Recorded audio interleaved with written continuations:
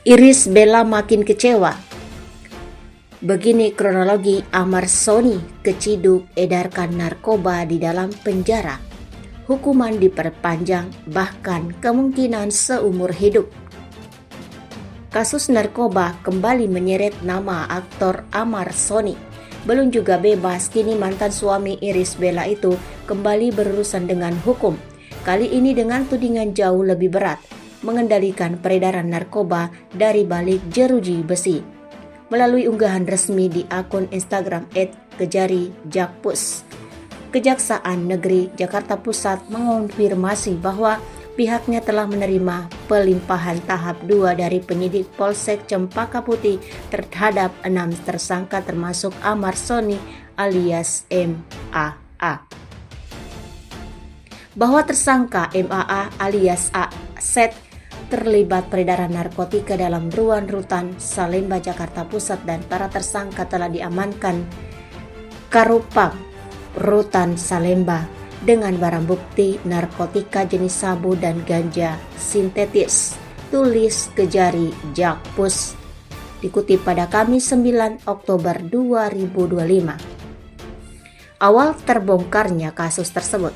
Kasus ini terbongkar setelah petugas Rutan Salemba mencurigai aktivitas sejumlah narapidana yang kerap berkomunikasi menggunakan ponsel dan aplikasi Sangi. Setelah dilakukan penggeledahan ditemukan sabu, tembakau sintetis, serta sejumlah barang bukti lainnya di kamar para tahanan.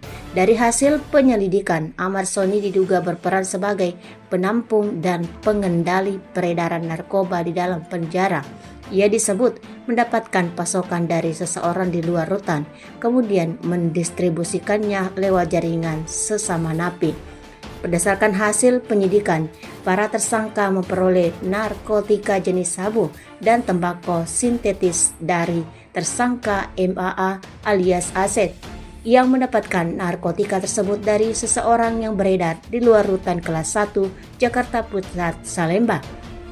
Ungkap Kejari Jakpus dalam keterangannya.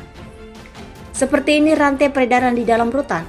Dalam struktur peredaran itu, Amar Sony disebut menjadi penghubung utama. Setelah barang diterima, ia menyerahkan narkotika tersebut kepada MR, lalu diteruskan ke AM, dan kemudian disalurkan kepada 2 tersangka lainnya A dan AP untuk diedarkan di dalam rutan.